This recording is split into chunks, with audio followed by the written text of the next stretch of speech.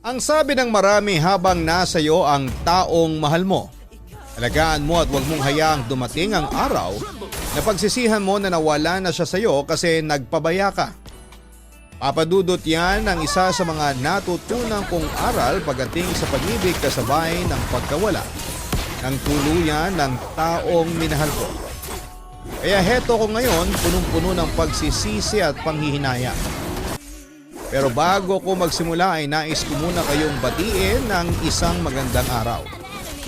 Ako si Tanya, 46 years old. Byuda, may isang anak at isang negosyante. Kasalukuyan ako may-ari ng isang kainan dito sa San Pedro, Laguna.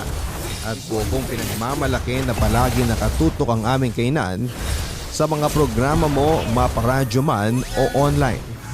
Nakasubscribe nga po kami sa inyong YouTube channel Papa Dudut at palagi kong pinapakinggan ng mga Papa Dudut stories uploads mo. Siya nga pala ang ibabahagi kong kwento ay may 2 dekada na rin ang nakakalipas.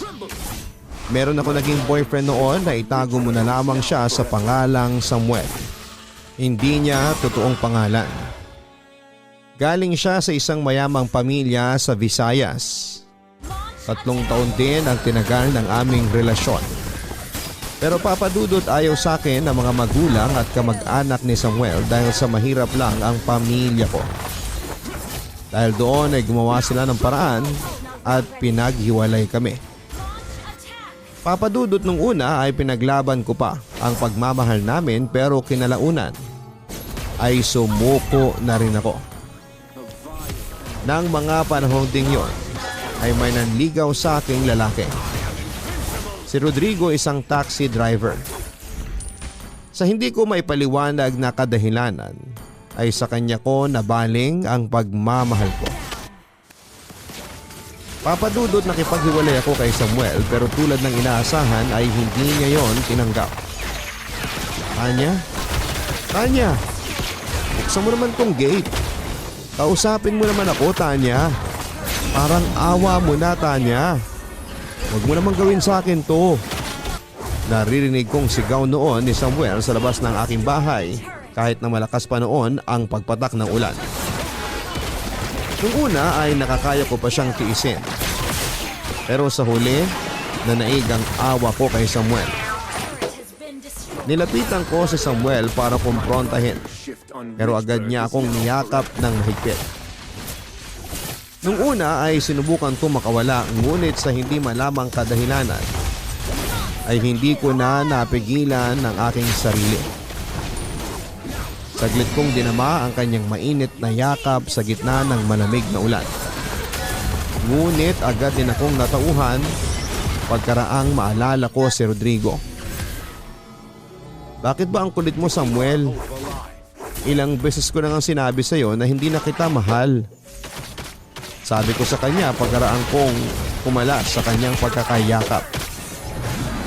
Tanya, mahal na mahal kita. Pakipagbalikan ka na sa akin.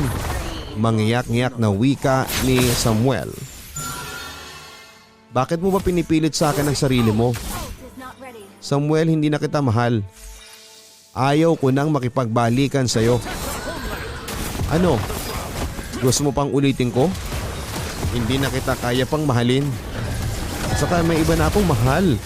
Pagdidiin ko. Nakita ko naman ng lumo si Samuel sa kanyang narinig mula sa akin. Ano bang meron kay Rodrigo na wala sa akin? Tanong niya. Mas sigit sa'yo si Rodrigo. Marami siyang katangian na gusto ko na wala sa'yo. Hindi naman binabase yan sa kayamanan o itsura. Oo, Samuel. Hindi siya gwapong katulad mo. Hindi siya kasing yaman mo pero kay Rodrigo ko nakita ang lahat ng katangiang gusto ko sa isang lalaki. Pasensya na, Samuel, kung sasabihin ko ito sa'yo. Pero walang-wala ka sa kalingkingan ni Rodrigo. Sagot ko. Papadudot, naging malupit ako kay Samuel ng araw na yon. Pero sa totoo lang, ayoko yung gawin dahil kahit papaano ay may pagmamahal pa akong natitira sa kanya. Kaso kailangan kong gawin yon para tigilan at kalimutan na niya ako. Ngunit hindi tumigil noon si Samuel at ipinaglaban pa rin niya ang pagmamahal niya sa akin. Wala na tayong dapat na pag-usapan pa. Ngayon, kung hindi ka titigil dyan sa kakagulo sa akin,